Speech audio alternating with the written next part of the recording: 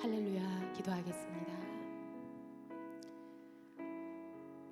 하나님 감사합니다. 오늘도 주님 앞에 감사한 마음으로 저희들 모였습니다. 이 시간 주님을 바라봅니다. 비록 지금은 우리들이 연약하고 부족하고 넘어져도 주님께서 늘 우리와 함께 하심을 알고 신뢰하기에 저희들 다시 일어섭니다. 세상이 어둡고 혼란하다 할지라도 온전히 주님만 바라보며 그렇게 믿음으로 고백하는 이 시간이 될 수 있도록 저희들을 도와주시옵소서. 이 시간도 정결한 마음으로 주님 앞에 서길 원합니다. 우리가 깨끗한 마음으로 주님을 바라보길 원합니다. 우리의 간절한 찬양의 고백을, 예배를 기쁘게 받아 주시옵소서. 감사를 드리며 예수님의 이름으로 기도드렸습니다. 아멘.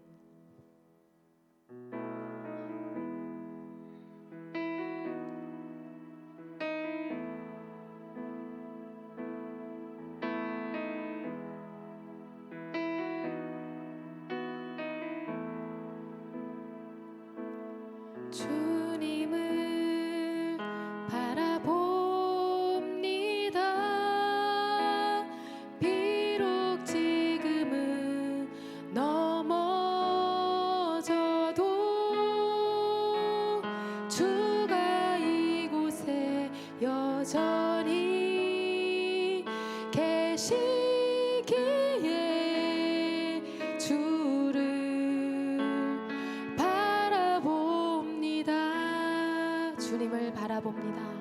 주님을 바라봅니다. 비록 지금은 넘어져도 주가 이곳에 여전히 계시기에 주를 바라봅니다. 세상은 여전히 어둡고 우리 두 눈 가리워 한치 앞길 우리 알 수 없으나 여전히 우리의 곁에서 우리 감싸 안으시는 주님, 우리의 시선을 드리리. 주님을 바라봅니다. 주님을 바라봅니다. 비록 지금은 넘어져도 주가 이곳에 여전히 계시기에 주를 바라보. 우리 다시 한번 간절히 고백합시다. 주님을 바라봅니다. 바라봅니다. 비록 지금은 넘어져도 주가 이곳에 여전히 계시기에 주를. 바라보 우리 다시 한번 고백할까요? 주님을 바라봅니다. 비록 지금은 무너져도 주가 이곳에 여전히 계시기에 주를 바라봅니다. 세상은 여전히 어둡고 우리 두 눈 가리워 한치 앞길 우리 알 수 없으나 여전히 우리의 곁에서 우릴 감싸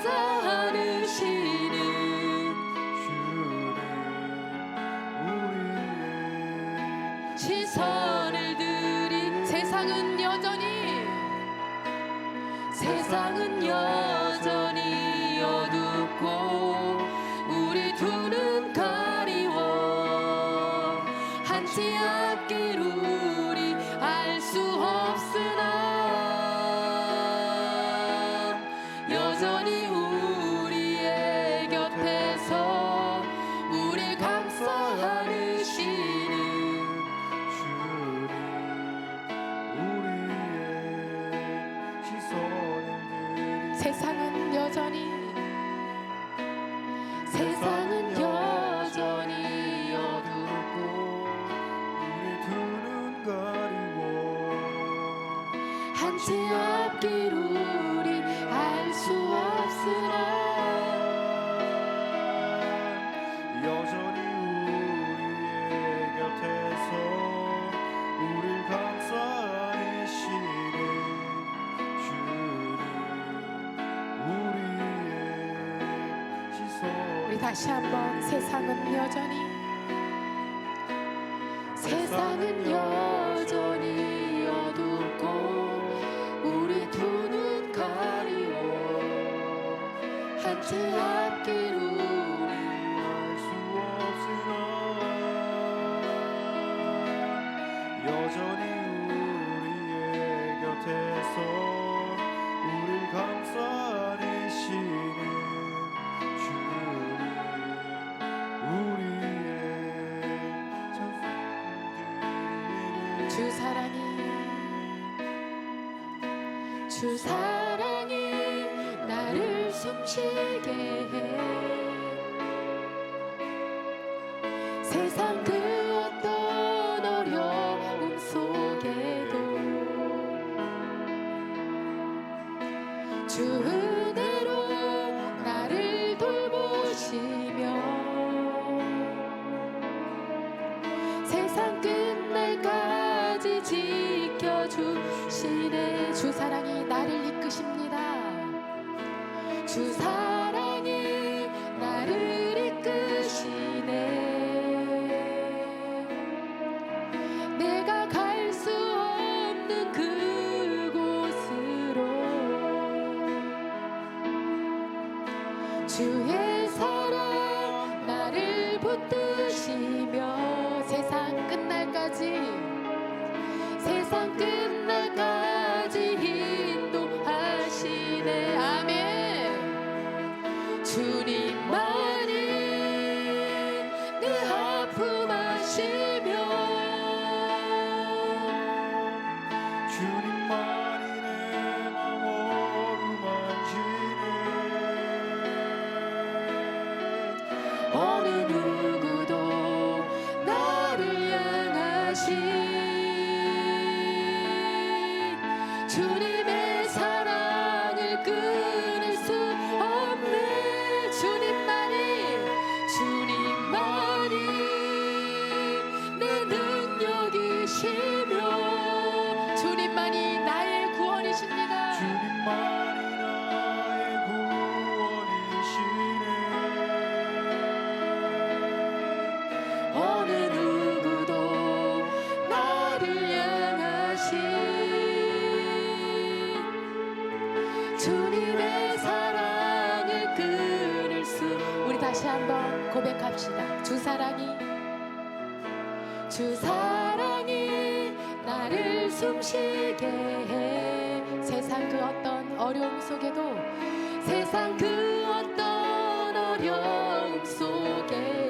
그렇게 믿습니까 여러분 고백합시다 주 은혜로 나를 돌보시며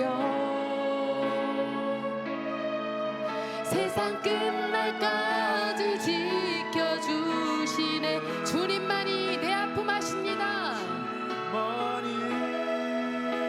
내 아픔 아시며 주님만이 내 마음 어루만지십니다 주님만이 내 맘 어루만지네 어느 누구도 나를 향하신 주님의 사랑을 끊을 수 없네 아멘 그렇습니다 주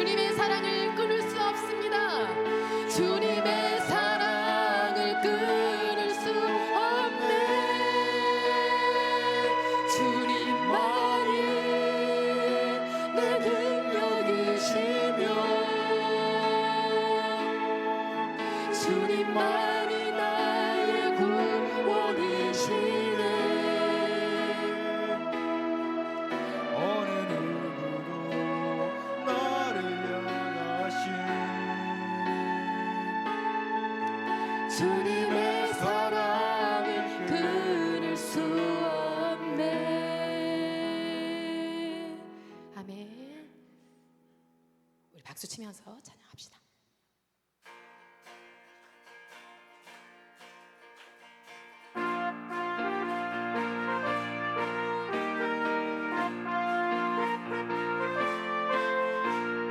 주 어느 때 다시 오실는지 아는 이가 없으니 등 밝히고 너는 깨어 있어 주를 반겨 맞아. 주 어느 때 다시 오실, 주 어느 때 다시 오실는지 아는 이가 없으니 등 밝히고 너는 깨어 있어 주를 반겨 맞은 주 안에서, 주 안에서 우리 몸과 마음이 깨끗하게 되어서 주 예수님 다시 오실 때에 모두 기쁨으로 맞으라. 주 오늘에 다시 오신다면 부끄러움 없을까. 잘하였다 잘하였다 주님 칭찬하며 우리 맞아 주 안에서, 주 안에서 우리 몸과 마음이 깨끗하게 되어서 주 예수님 다시 오실 때에 모두 기쁨으로 맞으라. 주 예수님 맡겨주신 일에 모두 충성 다했나. 내 맘속에 내 맘속에 화신 넘칠 때에 영원한 시옷겠네. 주 안에서 우리 몸과 마음이 깨끗하게 되어서 주 예수님 다시 오실 때에 모두 기쁨으로 맞 주 예수님 언제 오실는지 한밤에나 낮에나 늘 깨어서 주님 맞는 성도 주의 영광 보겠네. 주 안에서 우리 몸과 마음이 깨끗하게 되어서 주 예수님 다시 오실 때에 모두 기쁨. 주 어느 때 다시 오실는지, 주 어느 때 다시 오실는지 아는 이가 없으니 등 밝히고 너는 깨어 있어. 2절 해봅시다. 주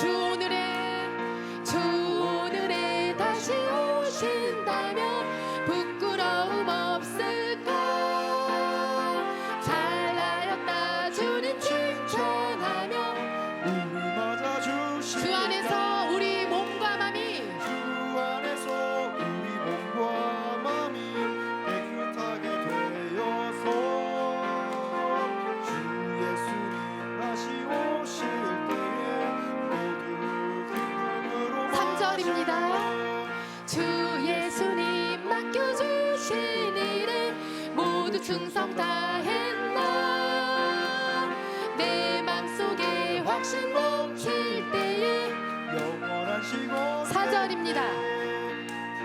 주 예수님 언제 오실는지 한밤에나 낮에나 늘 깨어서 주님 맞는 성도 주의 영광 보게.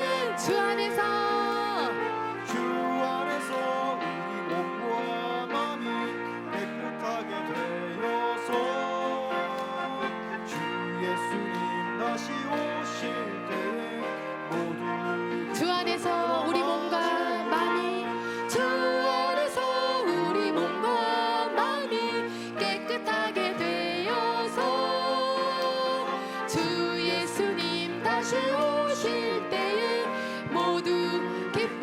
우리 마지막으로 주 안에서, 주 안에서 우리 몸과 마음이 깨끗하게 되어서 주 예수님 다시 오실 때에 모두 기쁨으로 맞으라. 아멘.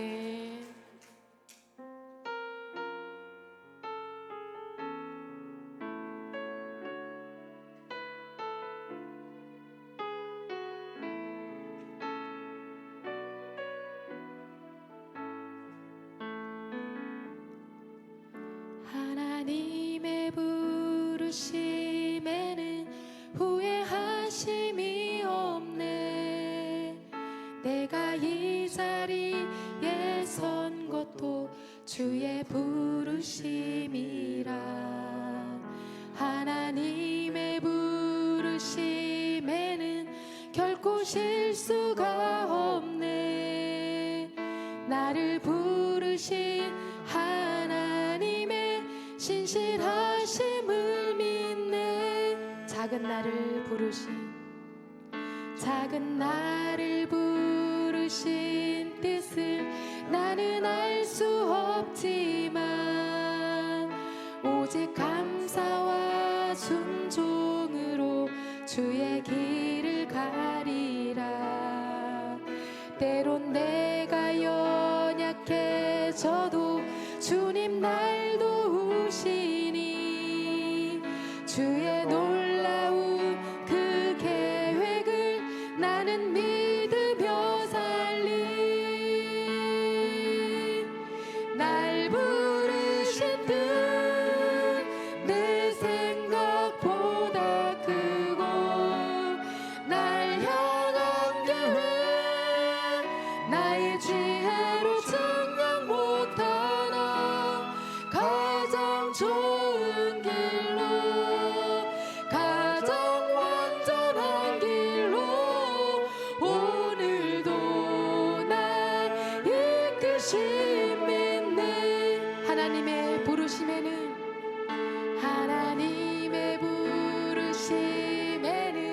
후회하심이 없네. 내가 이 자리에 선 것도 주의 부르심이라. 아멘. 하나님의 부르심에는 결코 실수가 없네.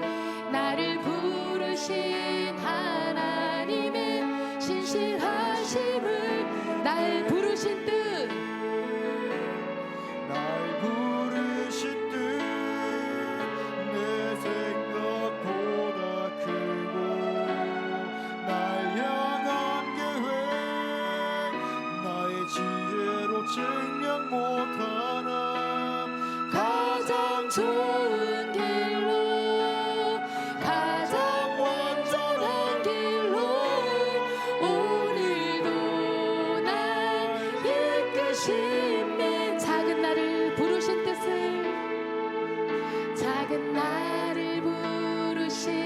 뜻을 나는 알 수 없지만 오직 감사와 순종으로 주의 길을 가리라. 때론 내가 연약해져도 주님 날 도우시니 주의 놀라운 그 계획을 나는 믿으며 살리. 아멘. 날 부르신 뜻 내 생각보다 크고 날 향한 계획 나의 지혜로 증명 못하나. 가장 좋은 길로 가장 완전한 길로 오늘도 날 우리 이끄시네. 마지막으로 날 부르신 뜻 날 부르신 뜻 내 생각보다 크고 날 향한 계획 나의 지혜로 증명 못하나. 가장 좋은 길로 가장 완전한 길로 오늘도 날 이끄심인데. 아멘. 자, 우리 옆 사람들과 이렇게 인사하도록 하겠습니다. 오늘 그 찬양이 좋더라고요. 예, 이렇게 인사하겠습니다. 예수님으로 충만합시다. 인사하겠습니다. 네. 자, 여러분들의 삶 가운데서 예수님께서 주시는 그 충만함으로 인하여서 모든 영적인 삶에서 승리하시는 여러분들이 되시기를 예수 그리스도 이름으로 축복드립니다. 자, 오늘 이 시간은 여러분이 이렇게 성적인 부분에 대해서 성적인 순결을 지키는 부분들을 우리가 이 말씀을 통해서 이렇게 생각해 보고자 합니다. 여러분, 지난 시간에 우리가 이게 생각한 것은 무엇이었가 하면은 바로 우리의 마음 가운데 일어나고 있는 분노를 어떻게 다스려야 될 것인가에 대해서 이런 부분들에 대해서 우리가 살펴보았습니다. 여러분, 이 분노를 다스리고 또한 이 살인을 하지 말라라고 하는 이런 부분들에 대해서는 하나님께서는 이 생명 윤리에 대한 부분들을 우리에게 말씀하신 것이죠. 그래서 마음으로부터 다른 사람들을 정죄하거나 판단하거나 미워하거나 여러분 이런 것들을 우리의 마음 가운데 몰아내야 된다는 것에 대해서 우리가 살펴보았습니다. 오늘 이 시간에 이렇게 살펴본 이 말씀들은 간음에 대한 이런 부분들이죠. 성적인 순결을 지키는 이런 부분들에 대해서 예수님께서 우리에게 주어주신 말씀을 보게 되는 것입니다. 계속해서 우리가 이 십계명을 이렇게 살펴보고 있는데 지난 시간에는 살인하지 말라라고 하는 그 영적인 의미가 무엇인가 이런 부분들에 대해서 살펴보았다면 지금 오늘 이 시간에 이렇게 살펴볼 부분들은 간음하지 말라라고 하는 7번째 그 계명에 대한 의미가 성경적인 의미가 무엇인지에 대해서 이렇게 생각해 볼 수가 있는 것입니다. 여러분, 그 살인하지 말라라고 하는 이런 부분들에 대해서는 이제 생명의 존엄함에 대해서 이렇게 이야기를 하고 있는 것이죠. 그런데 여기에서 간음하지 말라라고 하는 이 계명은 무엇이냐면 결혼의 소중함, 결혼의 신성함에 대해서 지금 예수님께서 이것을 통해서 설명하고 계신 것입니다.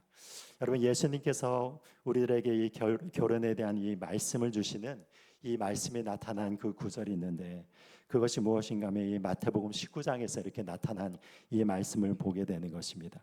말씀에서 이렇게 이야기를 하고 있습니다. 바리새인들이 예수님께 나와서 이렇게 질문을 했습니다.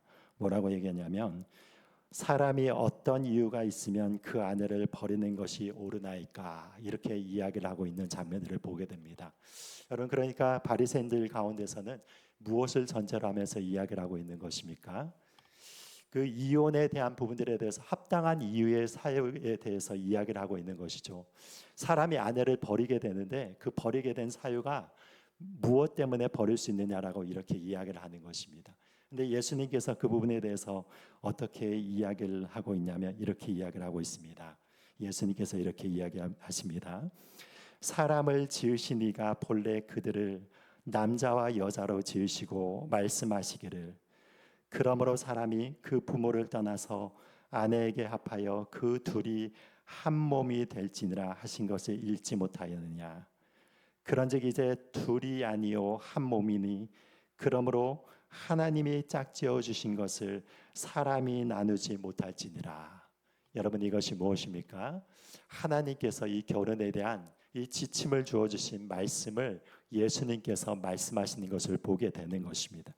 여러분, 그래서 여기에서 분명한 그 원칙이 있죠. 결혼에 대한 원칙은 무엇인가 하면은 하나님께서 사람을 만드셨다는 것입니다. 사람을 만드셨는데 남자와 여자로 지으셨다고 얘기를 하고 있죠. 그런데 그 남자와 여자로 지으신 이유가 무엇인가 하면은 부모를 떠나서 남자와 여자가 한 몸을 이루고 한 영혼이 되는 것이 바로 하나님의 주신 뜻이고, 그리고 그것으로 인해서 결혼과 가정을 통하여서 하나님의 경건한 자녀들과 그리고 하나님의 그런 경건한 가정을 꾸려나가는 것이 또한 하나님의 그 뜻이라는 것들에 대해서 이렇게 결혼에 대한 뜻에 대해서 이렇게 이야기를 하고 있는 말씀을 보게 되는 것이죠. 그러면서 여기에서 분명히 얘기하고 있는 원칙은 무엇입니까?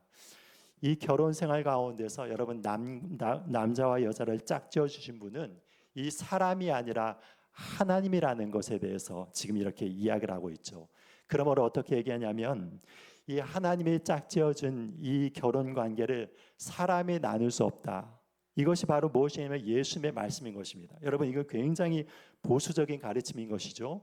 요즘 사회 가운데서 사실은 이런 것들을 이렇게 가르치기도 참 힘든 사회가 되었습니다. 왜냐하면 여러분이 이혼한 경우들이 이렇게 많기 때문에 그리고 우리의 연약함 때문에 많은 이혼을 하고 있고, 지금 우리나라에 있어서도 여러분 이혼율이 세계 1위라고 하지 않습니까? 그래서 여러분 이혼이 이렇게 다반사로 일어나고 있는 이 과정 가운데서 이런 가르침을 교회에서 가르치기도 참 이렇게 힘든 시대가 되어버렸습니다. 여러분 그럼에도 불구하고 제가 이렇게 이 말씀을 이렇게 주님 여러분들께 이렇게 말씀을 드리는 것은 무엇이냐면, 여러분 이 강단에서는 온전한 하나님의 뜻이 선포돼야 되는 자리이기 때문에 그렇습니다. 제가 이런 것들을 이렇게 이야기하는 것도 사실은 여러 가지 부분들이 있어서 무거운 마음으로 이야기를 할 수밖에 없는 그런 상황이 있지만, 그렇지만 여러분 분명히 예수님이 말씀하고 계신 이 말씀은 무엇인가 하면은, 하나님이 짝지어진 것을 사람이 나눌 수 없다는 것이 무엇인가 하면 예수님의 말씀인 것이죠.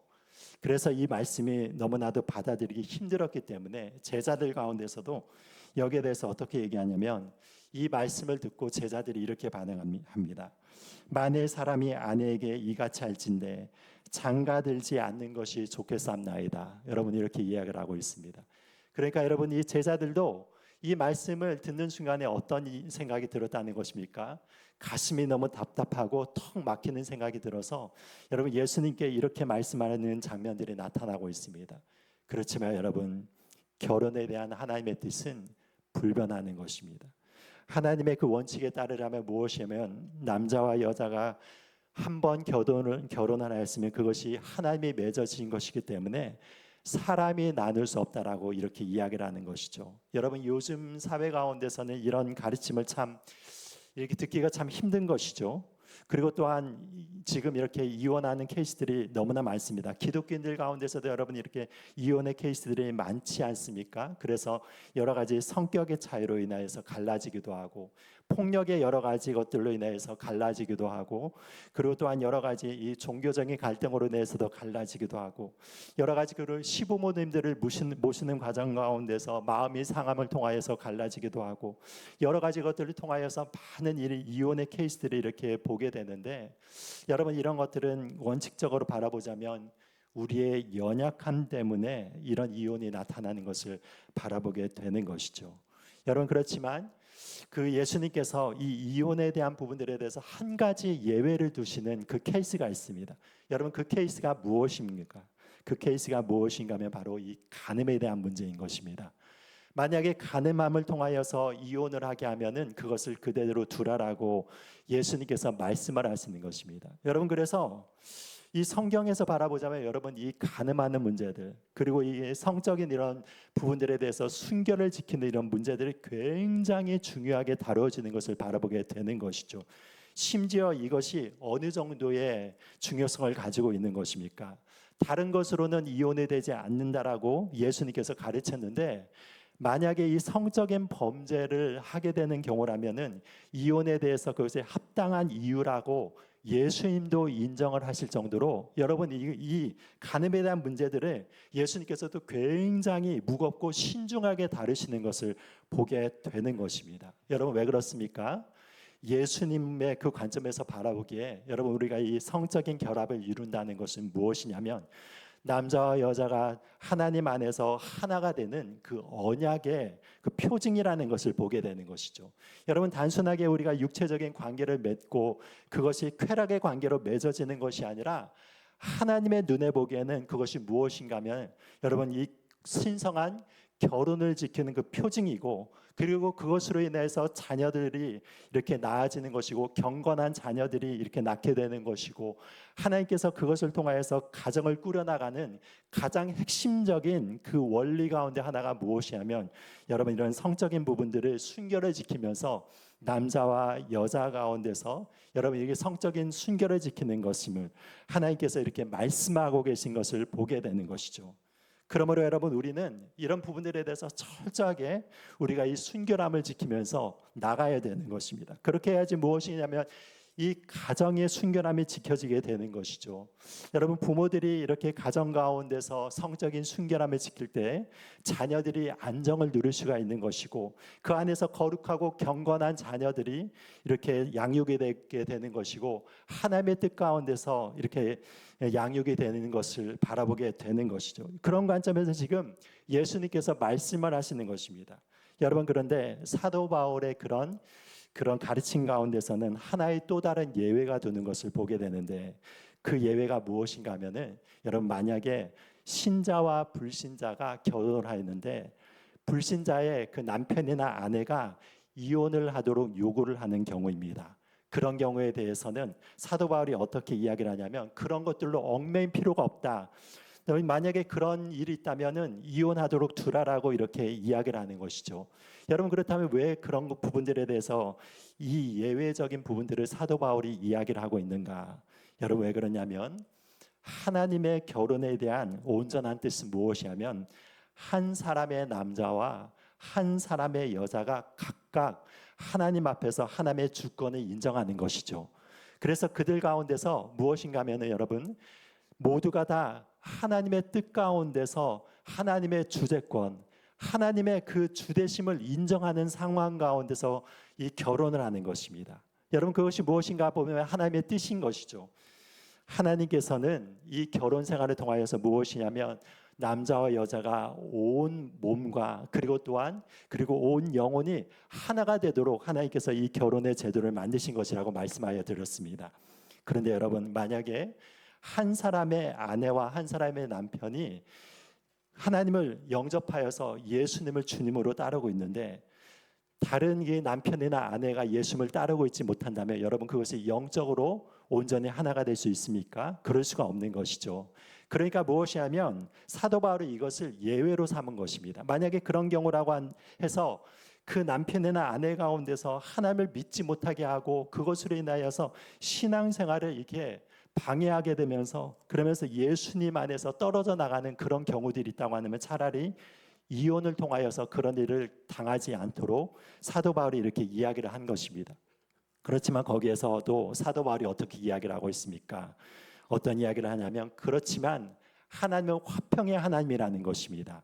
하나님의 화평은 하나님이시기 때문에 될 수 있는 대로 그 결혼 생활을 이어가라라고 사도 바울이 가르치는 것이죠. 그러면서 어떻게 얘기하냐면, 남편이나 아내가 하나님의 뜻 가운데서 경건히 신앙생활을 하고 그리고 온전히 사랑을 베품으로 말미암아서 아내나 남편을 감동시켜서 그들이 예수를 믿게 되면은 그런 일들이 하나님께 영광을 돌리는 일이기 때문에 될 수 있는 대로 그 결혼 생활을 영위하면서 하나님의 뜻 가운데서 남편과 아내를 온전히 사랑함으로 인하여서 불신자인 남편, 불신자의 아내를 하나님 품으로 돌아오게 하는 것이 하나님의 뜻이라고 사도 바울이 그렇게 말씀하시는 것을 바라보게 되는 것입니다.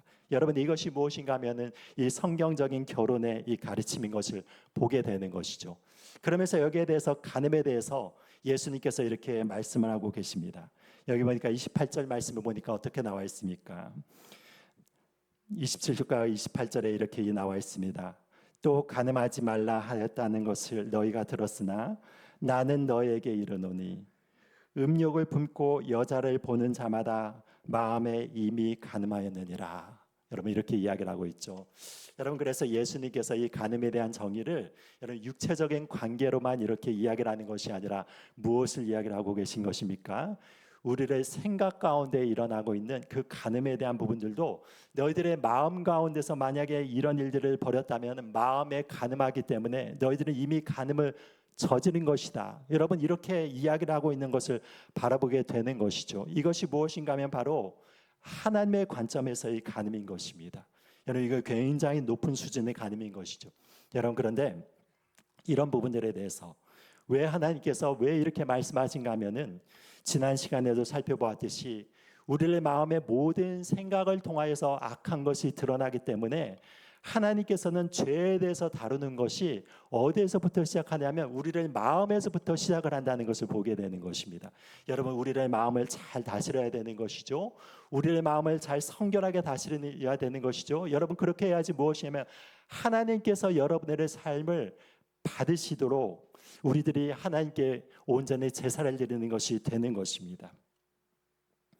제가 이전에 어떤 설교를 듣다가 이런 이야기들을 들은 적이 있습니다.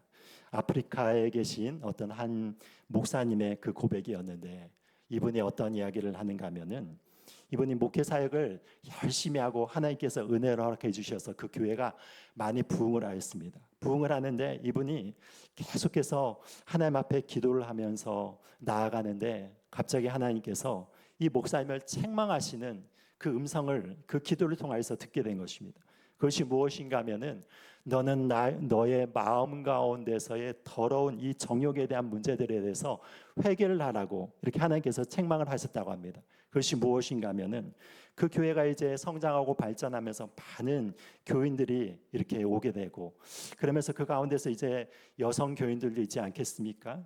그런데 그 안에서 여러 가지 목회 사역을 감당하고 예배를 드리거나 이 목회자들이 안내를 드리거나 그럴 때 여러분 그 여성 성도들에 대하여서 그 마음 가운데서 음란한 마음을 품은 것을 하나님께서 지적하시는 것입니다. 그러면서 너를 포함하여서 네 교회에 있는 모든 그 부교역자들이 모두 다 나에게 회개를 해야 된다. 그렇게 엄한 하나님으로부터 책망을 들은 것입니다. 그러니까 여러분 이렇게 왔다 갔다 하면서 예를 들어서 여러분 이렇게 저와 같은 교역자들이 여러분 여성 교역자들을 이렇게 바라볼 때 그 마음 가운데서 그런 더러운 마음을 가지고 이렇게 바라보면서 속에서는 그런 마음을 갖고 있는데 여러분 목회 생활을 한다고 생각해 보십시오. 여러분 그것은 겉으로는 드러나진 않겠지만 하나님 앞에서 그것이 얼마나 더러운 생각이겠습니까? 여러분 그런 마음을 가지고 이게 제대로 된 목회를 할 수 있겠습니까? 그러니까 여러분 하나님께서 말씀하시는 것은 무엇인가 하면은 이런 부분들에 대해서 우리의 마음까지도 정결해야 되는 것이죠.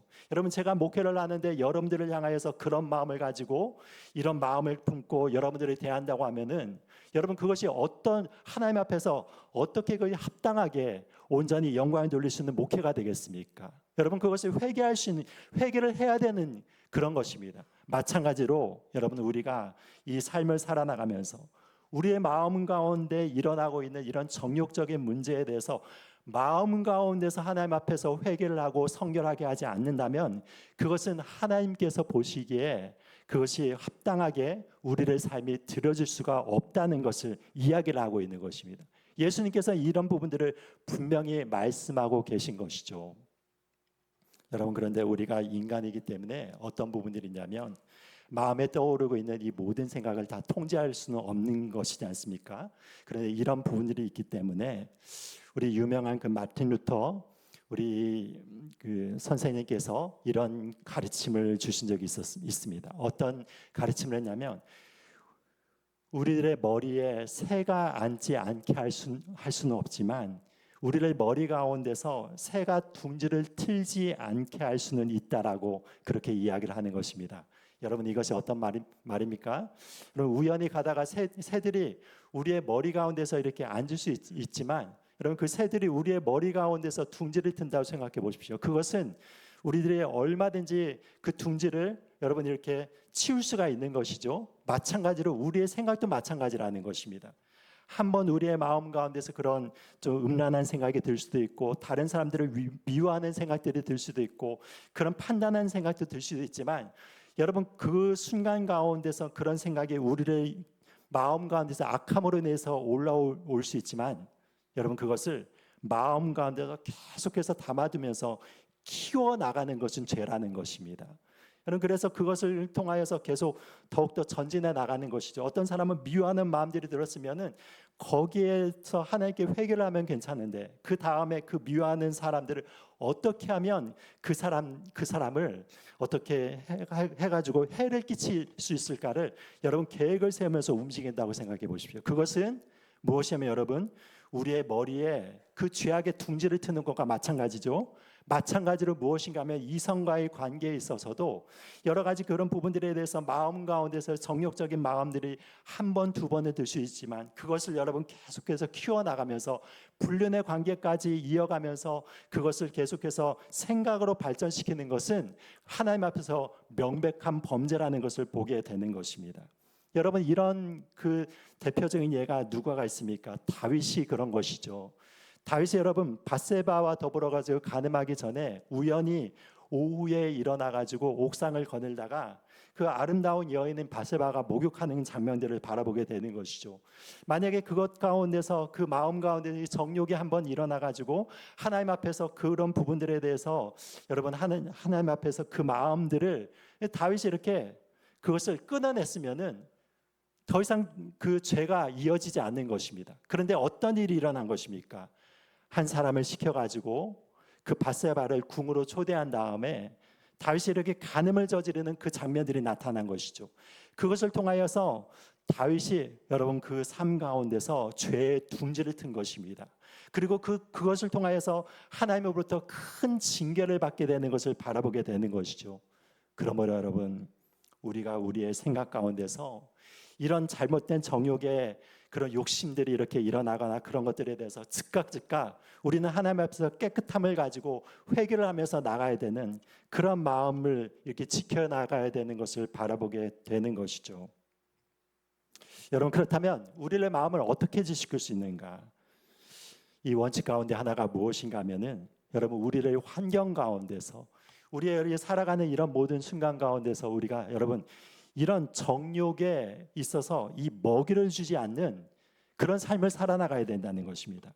여러분 쉽게 말하자면 무엇인가 하면은 우리의 마음 가운데서 여러분 그런 음란한 마음들과 정욕이 일어나는 그런 때 여러분 예를 들자면 여러분 이 포르노그래피 같은 거를 본다든지 아니면 음란한 사진 같은 거를 본다든지 여러분 그런 영화를 본다든지 드라마 가운데서 불륜이 일어나는 것을 봐가지고 여러분 그 마음 가운데서 그런 마음을 계속 키워나간다면 어떻게 되는 것입니까? 우리의 마음 가운데 계속해서 그런 음란한 마음들이 우리 마음을 사로잡기 때문에 그것이 정욕에 빠지는 그런 삶을 살 수밖에 없다는 것을 보게 되는 것이죠. 여러분 그래서 그런 부분들을 다 없애야 되는 것입니다.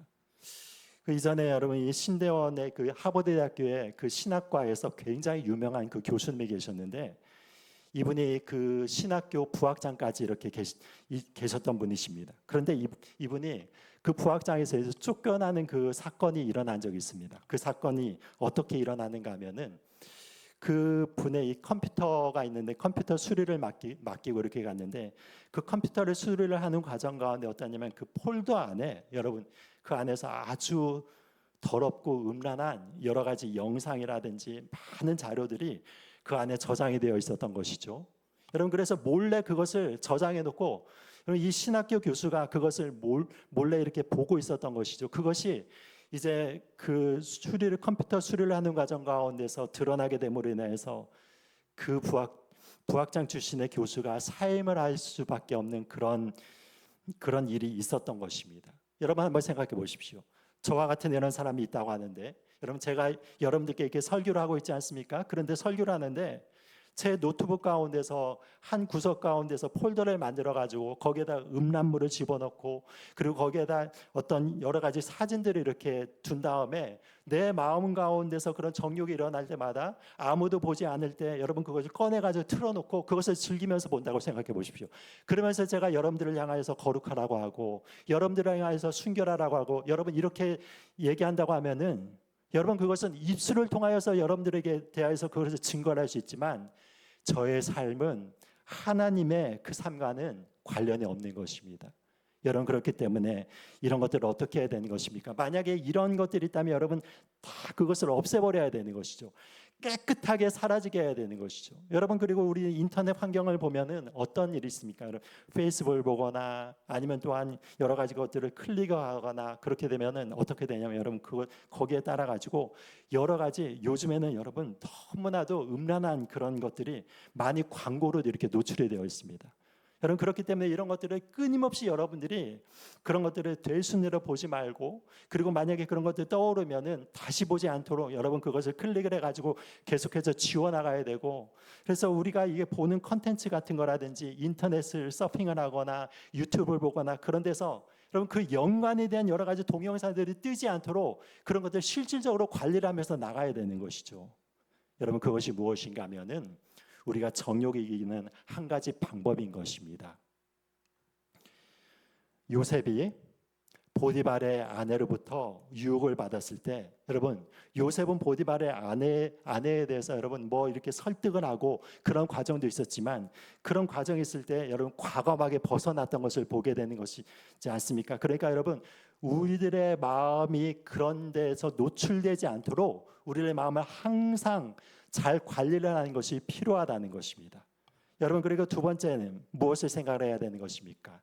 두 번째는 이런 모든 것에는 하나님의 심판이 있다는 것을 우리는 잘 알아야 되는 것입니다.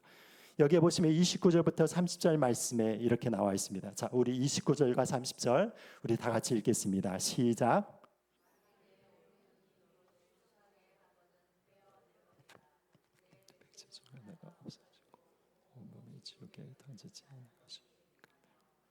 또한 만일 내 오른손이 너를 실족하게 하거든 찍어내버리라. 내 백차 중 하나가 없어지고 온몸이 지옥에 던져지지 않는 것이 유익하니라. 아멘, 아멘. 자, 여러분, 여기에서 분명히 이야기하는 것은 무엇인가 하면은 이 모든 우리의 생각으로 짓는 모든 죄악 가운데서도 무엇이 있다는 것입니까? 하나님의 심판이 있다는 것입니다. 여러분, 우리가 육체적으로 그냥 간음을 하지 않는 것으로 인해서 그 만족하는 것이 아니라, 여러분, 하나님 안에서는 하나님은 무엇이냐면 우리의 마음의 중심을 보기 때문에 우리의 마음에 일어나고 있는 여러 가지 생각에 대해서도 하나님께서는 판단을 하고 계신 것이죠. 만약에 여러분들의 마음 가운데서 어떤 사람들을 미워해서 여러분, 저 사람은 정말 이 세상에서 없어졌으면 좋겠다라고 그렇게 생각을 가지고 살아나가는데, 그 사람에 대해서는 나이스하게 이렇게 대한다고 생각해 보십시오. 그러면 하나님이 그런 생각만을 했기 때문에 하나님께서 심판을 하지 않으시는 것입니까? 그렇지 않다는 것입니다. 그것이 아니라 무엇이냐면, 여러분, 우리의 생각으로 그 사람을 미워하는 마음들 자체도 무엇이냐면 하나님의 심판의 영역이라는 것입니다. 마찬가지로 무엇이냐면 우리의 마음 가운데서 이렇게 음란한 생각을 즐기면서 나가는 그 모든 것들도 무엇입니까? 하나님의 마음의 중심을 보시면서 마음의 성결함을 우리를 보시기 때문에 그것을 죄로 여기시면서 심판을 하신다는 것을 여기에서 이렇게 이야기를 하는 것입니다. 그래서 여기에서 어떻게 얘기하고 있습니까? 만일 내 오른 눈이 너를 실족하게 하거든 빼어내버리라 얘기하는 것이요. 이 눈이 여러분 이 정욕을 가지고 계속해서 여러분 그런 것들을 즐기게 된다면 차라리 내가 그 눈을 빼버리고 마음 가운데서 그런 죄를 짓지 않는 것이 좋다라고 얘기를 하는 것이죠. 그리고 또한 여기에서 어떻게 얘기합니까? 내 오른손이 너를 실족하거든 찍어내버리라. 만약에 손을 통해서 계속 범죄를 한다고 하면은 차라리 이 손을 불구로 만드는 것이 너의 영혼 가운데서 더 좋다라고 이야기를 하는 것입니다. 왜냐하면 여러분 멀쩡한 사제를 가지고 지옥불에 떨어지는 것보다는 여러분 이렇게 불구를 가지고 천국에 올라가는 것이 훨씬 더 낫다라고 예수님께서 지금 이렇게 말씀을 하고 계신 것이죠. 이것이 굉장히 실질적인 것을 바라보게 되는 것입니다. 여러분, 이 천국 지옥 간증을 여러분들께서 들어보셨는지 모르겠습니다. 그것이 그 진위가 어떨지 모르고 그것은 사실은 성경에 대해서 이게 판단을 받아야 되는 이런 부분들이고 여러분 조심해서 보아야 되는 부분들이지만 여러분 제가 이게 천국 지옥 간증들을 쭉 이렇게 들어보니까 공통적인 그것이 있습니다.